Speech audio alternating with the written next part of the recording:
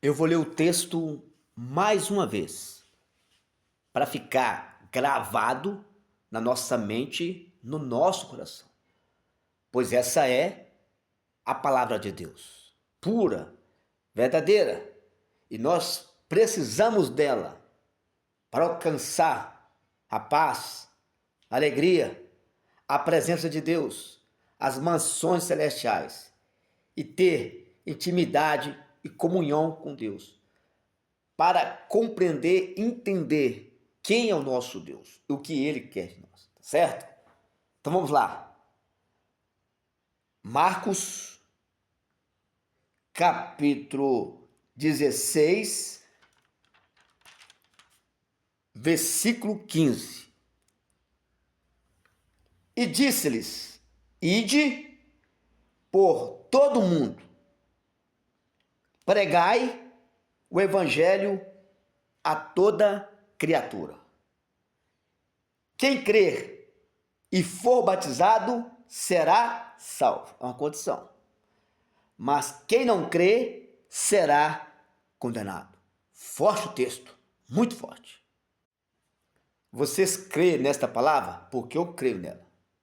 Se você crê, por gentileza, desocupe as vossas mãos e vamos dar nesta tarde a maior e a melhor salva de palmas para o nosso Deus. Isso!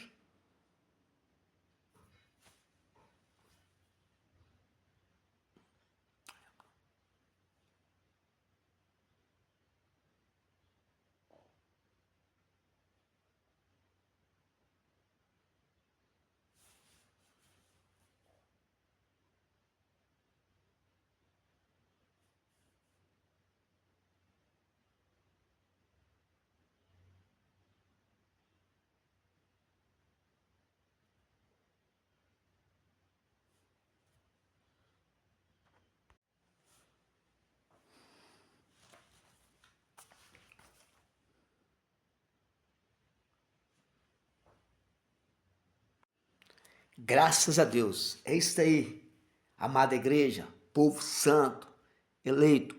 Eu quero trazer essa mensagem em 7 tópicos. Em 7 tópicos. Porque muito irá falar conosco. Eu quero que você dê atenção. Porque a tua vida, o teu futuro está em questão. Onde passará a eternidade? Depende das nossas atitudes. Eu quero trazer essa mensagem em 7 tópicos. Quem te disse para fazer a obra? Segundo tópico, você deve ir. Terceiro tópico, por toda a terra, por todo mundo, e pregar a palavra de Deus. Toda criatura. Sexto tópico, sobre o batismo. 7 tópico, sobre a condenação. Vamos discernir, vamos destrinchar essa mensagem para a nossa compreensão. Essa mensagem é uma revelação que Deus me deu. Já peguei esse texto várias vezes, mas dessa vez foi um pouco diferente. Ele me trouxe mais coisas, mais revelação, uma palavra rema, revelada. Por isso eu quero dividir com toda a igreja, até mesmo os que ouviram pela internet, redes sociais, Facebook, a importância desse texto. Quero ler alguns textos da Bíblia para a nossa compreensão maior. Como eu já disse, estamos dizendo da poderosa, perfeita, santa, digna palavra do Criador. Então não é história da carochinha, não é contos de fada, não é palavra de religiosos ou de religião. São ensinamentos bíblicos para a nossa vida toda, atualmente e futuramente, nos mostrando, nos revelando o passado. Hoje nós temos passado, presente e o futuro dos revelados. Carta aos Hebreus, no capítulo 13, no versículo 8, Jesus Cristo é bem claro. Jesus Cristo é o mesmo ontem e hoje e eternamente. Ele não tem fim. É o mesmo que no passado operou sinais e maravilhas. Desde Gênesis falaram sobre ele, como ele queria vir, queria fazer por nós o sacrifício, ensinamentos, cura, abrir visão do cego, restaurar o coxo, o leproso, ressuscitar mortos. Ele é o mesmo ontem, hoje, continua operando através do Espírito Santo. Por isso, requer reverência, autoridade, dedicação temos que ter com Ele. Porque Ele é o Ser Supremo, o Todo-Poderoso. É o mesmo ontem, hoje e futuramente. Ele não tem fim. Antes de criar céus e terra, luminares, o povo, o ser humano, Cristo já existia. Ele é o Ser Supremo. E nesta tarde, honra, glória e louvor ao Pai, ao Filho e ao Espírito Santo de Deus. Então, queridos, olha só, Marcos escreveu, como já lemos, participando da leitura, falando acerca de Cristo, que nos deu uma ordem, nos deu a incumbência de fazer sua obra. Paulo entendeu isso. Cartas aos Romanos, no capítulo 1, olha o que ele diz, no versículo 16. Romanos 1, 16. Olha o que ele fala. Porque não me vergonho do evangelho de Cristo, pois é o poder de Deus para a salvação de todo aquele que crê. Primeiro do judeu e também ao grego, porque nele se descobre a justiça de Deus, de fé em fé, como está escrito, mas o justo viverá da fé. Pegando um ganchinho aqui, igreja, o povo hoje está atribulado.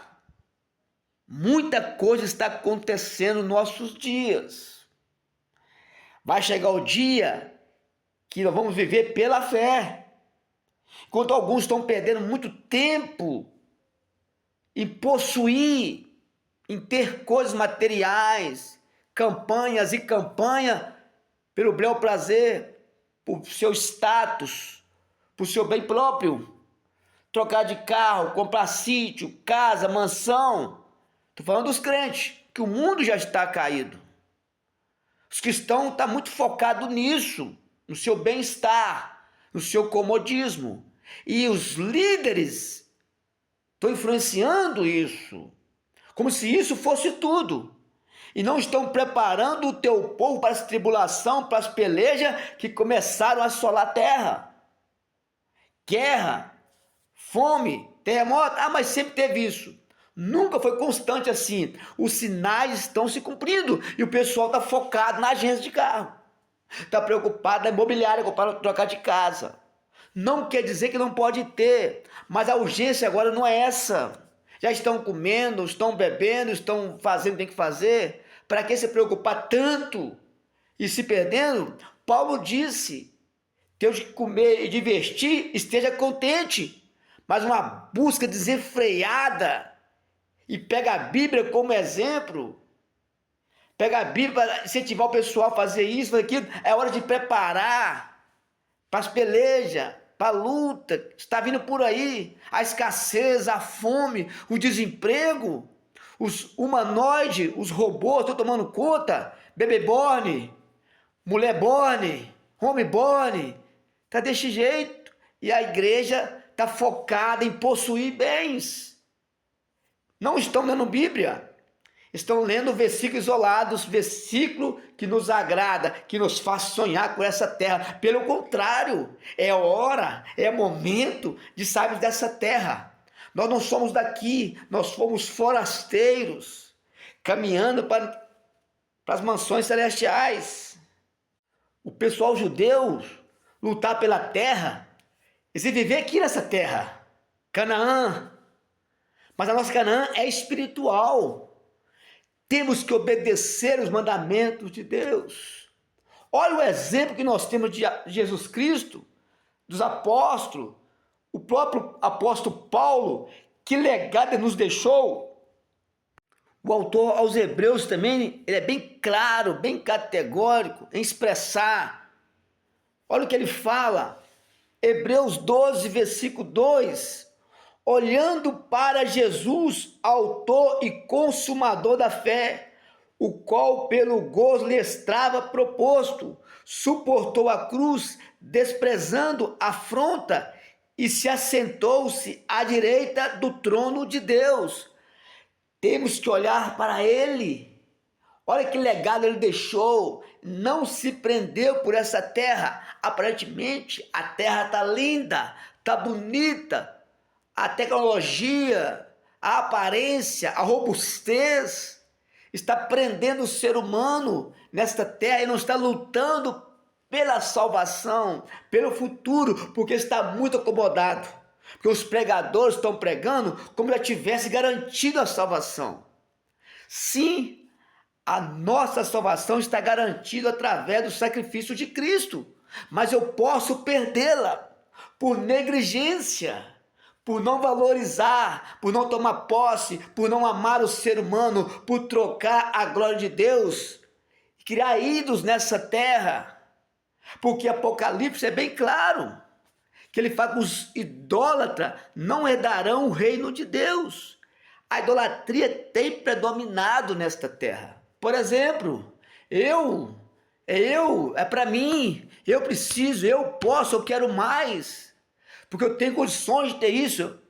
Sempre Jesus falou, quem ama a Deus sobre todas as coisas e o próximo como a si mesmo, ele cumpriu toda a lei. Então, se eu deixo de amar o próximo, de ajudar o próximo e tendo condições, eu começo a perder a graça. Eu começo a ser igual ao mundo. Mesmo que eu aceitei a Cristo, confessei como meu Salvador, eu começo a me perder, porque as coisas da terra estão me iludindo. As facilidades estão me prendendo. E quando eu prendo nessa terra aos meus prazeres, às minhas vontades, eu começo a distanciar do meu Criador e fazer aquilo que eu acho, não o que Deus quer. Aí que mora o perigo.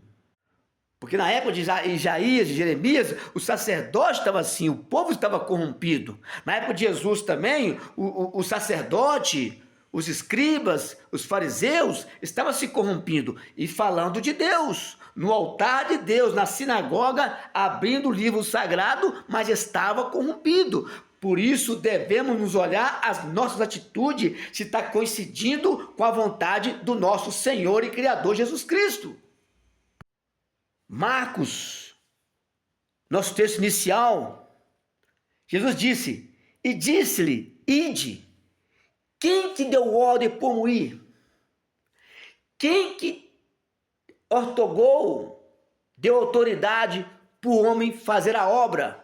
Uma incumbência. Foi Cristo. E quem que é Cristo? É o Ser Supremo, é o Criador, é o que mais amou, é o que mais disse a verdade nesta terra, é o que mais instruiu o povo e mostrou o caminho da salvação, é o que mais curou, libertou, transformou, mostrou o que é amar verdadeiramente. Ele fez o que ninguém faria, ele foi aonde ninguém ia, porque ele tinha compromisso. Ele veio nessa terra desfazer a obra do diabo e ser o cordeiro sacrificial para o nosso bem, o cordeiro pascual, que deu a vida por nós, que João disse, eis o cordeiro de Deus que tira todo o pecado do mundo. É ele que faz, Ele que fará coisas grandes e extraordinárias. Não somos nada sem a presença dele. Está registrado, João capítulo 15. Sem mim, nada podeis fazer. Mas se estiveres em mim, e as minhas palavras estiverem em vós, pedireis o que quiseres e vos será feito. Não é ficar rico, não é ficar bilionário. É fazer o que tem que ser feito, a obra do Senhor, com zelo, com qualidade, com amor, libertando o povo da escravidão, do pecado, das trevas, e que ele possa caminhar rumo à eternidade. Você tem toda a autoridade para fazer a obra de Deus, que Cristo te deu. Lucas 10:19 nos fala: eis que vos dou poder para pisar serpente, escorpião e toda a força do inimigo, e nada vos fará dano algum. Nós temos de Deus, do Altíssimo, autoridade para libertar, curar, transformar as pessoas em nome de Jesus, porque a glória não é nossa, a glória é dele. Por isso, vai nessa fé, faz a obra, cumpre o teu ministério. Aí terá galardão no céu, porque está cumprindo a vontade de Cristo. Quem nos deu ordem para fazer a obra é o Senhor. Jesus disse, ele tem autoridade sobre tudo e sobre todos. Ele é o exemplo principal. E por que não estamos fazendo? Estamos com medo? Estamos sendo negligentes? Colocando a nossa salvação em risco? Por negligência? Lembra da parábola dos talentos? Para um deu 1, para outro deu 3, o outro deu 5. O que tinha 1, pouco para fazer, ele escondeu. O que tinha 3, granjeou e conseguiu dar lucro. E o que tinha 5 também, qual foi reprovado? Aquele que tinha 1 escondeu.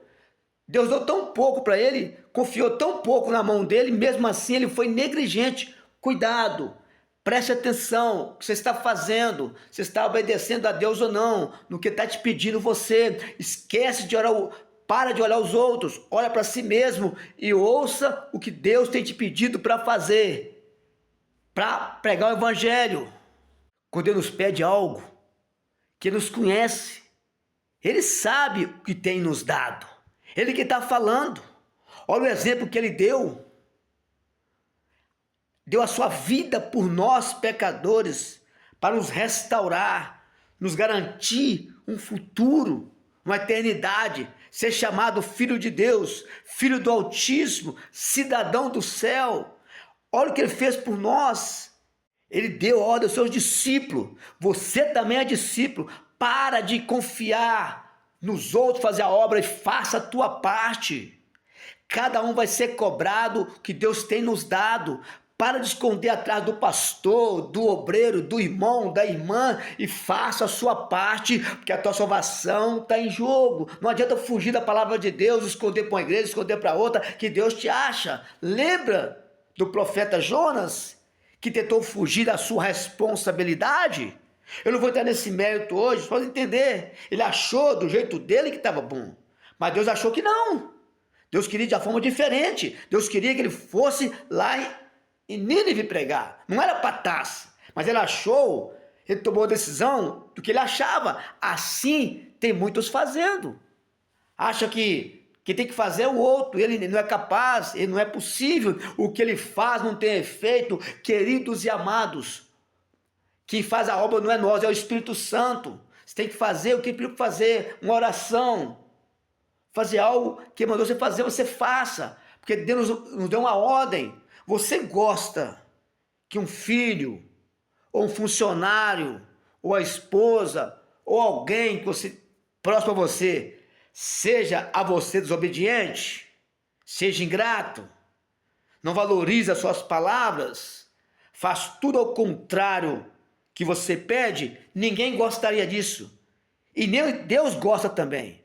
Deus quer pessoas, filhos obedientes, servos, discípulos, comprometidos com o evangelho, homens que entenderam o chamado, homens que compreenderam o sacrifício de Cristo. Eles entenderam o que Cristo passou por nós, o que ele sofreu por nós, o legado que ele deixou, o ensinamento que ele deixou. Então, o primeiro tópico é esse: Cristo. Ele é o primeiro tópico. Você entender a seriedade da tua missão. Segundo tópico: ide por todo mundo. Você deve ir.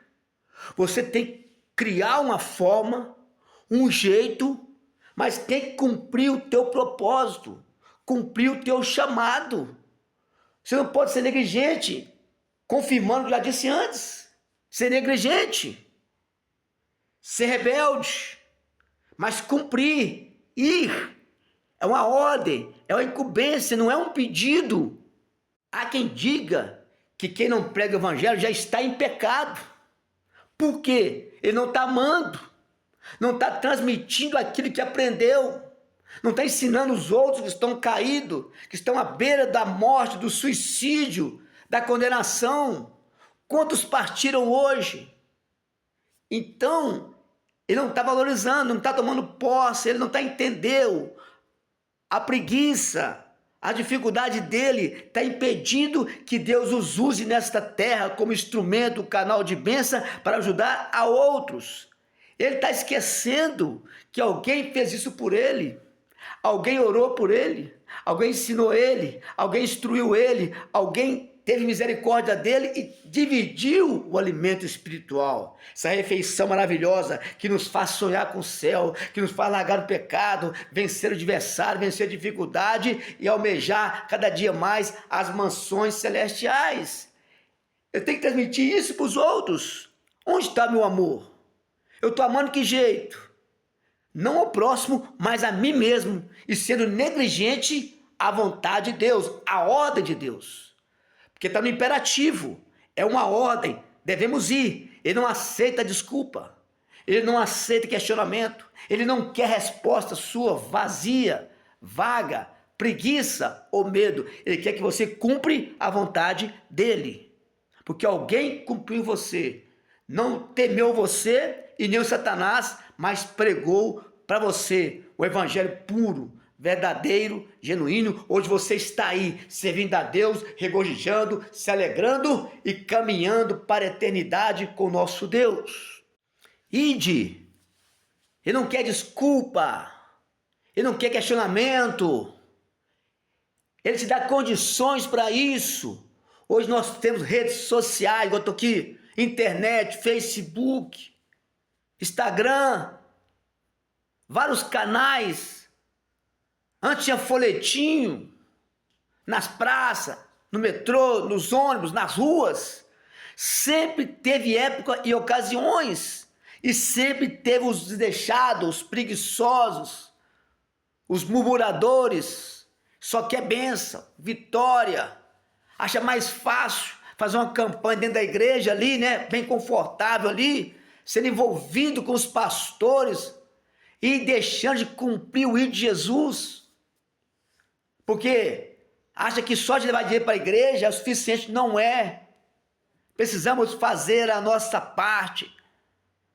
Vamos pedir a Deus estratégia para fazer o melhor. Ide por todo mundo. É o segundo tópico. Por todo mundo. Criar uma forma, um jeito, uma estratégia. Muitos que fazem algo só na Europa, Estados Unidos. Faz onde você estiver. Se Deus quiser, você pode ir para outro país, para outro estado. Mas faça onde você está, no seu trabalho, na tua família, na tua parentela, na rua que você mora. Faça a obra por todo mundo. Projetar algo para fazer. Precisamos criar estratégia, unir um com os outros. Mas muitas vezes a gente deixa de fazer a obra, que não está sem condições de fazer a obra, porque todo o dinheiro foi dado para a igreja e às vezes a igreja está parada, a igreja não faz nada. Pastores enriquecendo e o povo precisando de ajuda e não tem. Evangelho fácil de pregar, que agrada a todo mundo e desagrada a Deus. Nós temos uma incumbência muito grande de pregar a palavra de Deus por todo mundo. Todos precisam. Nosso lado, pessoas na idolatria, na feitiçaria, contenda, discórdia, aprontando. Muitas vezes nós abaixamos a guarda, elogiamos, misturamos com essas pessoas, agradamos eles e deixamos de pregar para eles, porque é parente, porque é amigo, porque é patrão. Nós esquecendo que quem nos chamou para fazer a obra foi o nosso Deus. Aquele que começou a obra é fiel para terminá-la. Não queremos ser confrontado, nem zombado, nem questionado. Estamos igual ao mundo mesmo. O mundo pega cristão igual esse aí. Eu não quero ser, não. Eu sou mais crente que ele. Tem ímpio, pessoas do mundo falando isso. Cristão igual ele, eu prefiro ficar no mundo, porque não está dando exemplo, não está sendo luz, não está sendo sal da terra, não está examinando as escrituras, não está compreendendo as escrituras, não tem tempo para ler a Bíblia, para entender os passos, os ensinamentos de Cristo, as bem-aventuranças, mas está por aí só vidrado em outras coisas que eu não sei o que é conseguir, é ter, é possuir, é o carro, é a casa, é o sítio, o outro posso, eu posso também. Estão equivocados, estão enganados, estão perdendo o tempo, e a liderança também está indo junto, porque infelizmente estão comprometidos não é com Deus, mas é com o mundo, é com os prazeres dessa terra que vão passar. Coisas momentâneas, passageiras, mas nós olhamos para Cristo, o autor e consumador da nossa fé. Estamos caminhando para a eternidade. A Bíblia nos fala, no meio do Senhor dos Exércitos, que o homem trabalhe para o fogo e se canse pela sua vaidade, trabalhando demais da conta, vai ser tudo destruído. Lógico que o homem pode ter coisas, mas ele não pode deixar de fazer a obra de Deus. Estão ao contrário, estão mais focados nas coisas da terra do que na obra de Deus. Enquanto isso, muitos estão perecendo, sendo destruídos, e a igreja está lá acomodada, juntamente, aparentemente servindo a Deus, ar-condicionado, o pastor prega o que eles querem ouvir, eles dão glória a Deus ali, vazio, e tudo bem. Enquanto isso, outros países, pessoas morrendo por causa do evangelho, sendo torturados, apedrejados, etc. E nós estamos aí, só no bel prazer, achando que é isso. Dá a impressão que os pastores de hoje, os pregadores de hoje, estão dando um banho de conhecimento nos discípulos, nos apóstolos, nos profetas, porque não tem contenda, não tem discórdia, não tem afronta, não tem perseguição, não tem nada. Aí fica fácil. Devemos nós ir por todo mundo. Onde você estiver, entenda isso. Fale do amor de Deus. Fale da palavra de Deus. É ela que muda o homem. É ela que faz a diferença.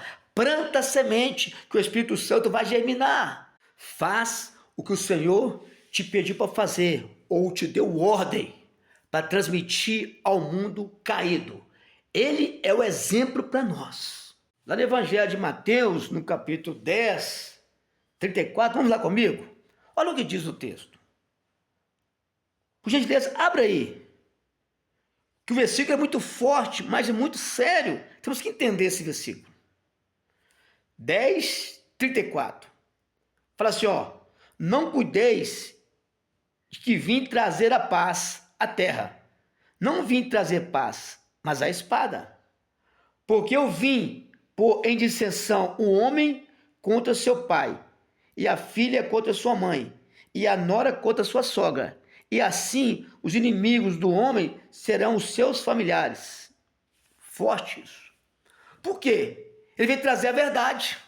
Mas às vezes a verdade chateia outros. A pessoa quer viver na mentira, na religiosidade, no que ele acha, no que pensa, no que ele queria, e desprezando as coisas espirituais. Não dando valor ao que diz a palavra de Deus, falando que é feito por um homem, homem que escreveu, homem sim, usado por Deus. Deus é tão poderoso, não tem vontade própria? Não pode mandar alguém escrever sua vontade?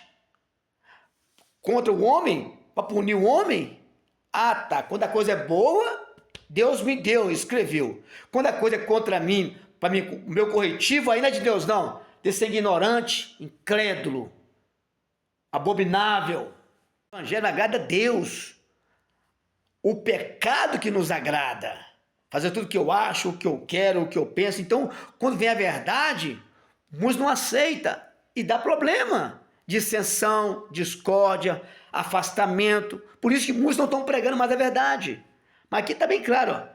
Não cuidei de vir trazer a paz à terra, vim trazer a espada, porque eu vim pôr em dissensão o homem contra o seu pai e a filha contra a sua mãe, e a nora contra a sua sogra. Assim os inimigos do homem serão dos seus familiares. Por quê?